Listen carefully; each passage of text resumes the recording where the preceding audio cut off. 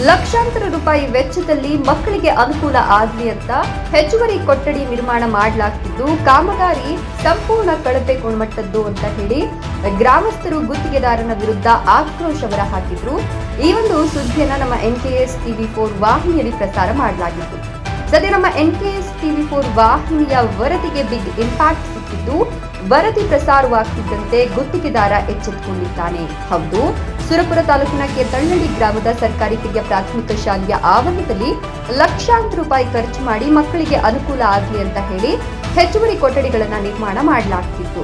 ಈ ಒಂದು ಕಾಮಗಾರಿ ಸಂಪೂರ್ಣ ಕಳಪೆ ಗುಣಮಟ್ಟದಿಂದ ಕೂಡಿದೆ ಅಂತ ಗ್ರಾಮಸ್ಥರು ಹಿಡಿ ಶಾಪವನ್ನ ಹಾಕ್ತಾ ಗುತ್ತಿಗೆದಾರನಿಗೆ ಹೇಳೋರಿಲ್ಲ ಕೇಳೋರಿಲ್ಲ ಅಂತ ಆರೋಪ ಮಾಡಿದ್ರು.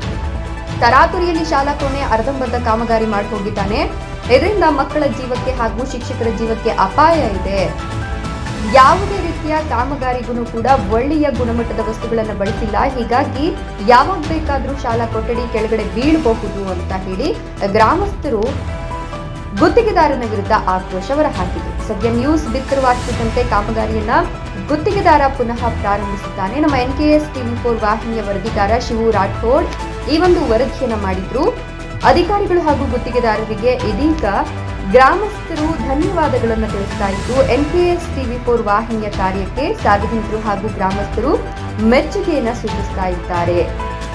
ಕ್ಯಾಮರಾಮನ್ ಲಾಲಾ ಸಿಂಗ್ ರಾಠೋಡ್ ಜೊತೆ ಶಿವು ರಾಠೋಡ್, NKS TV4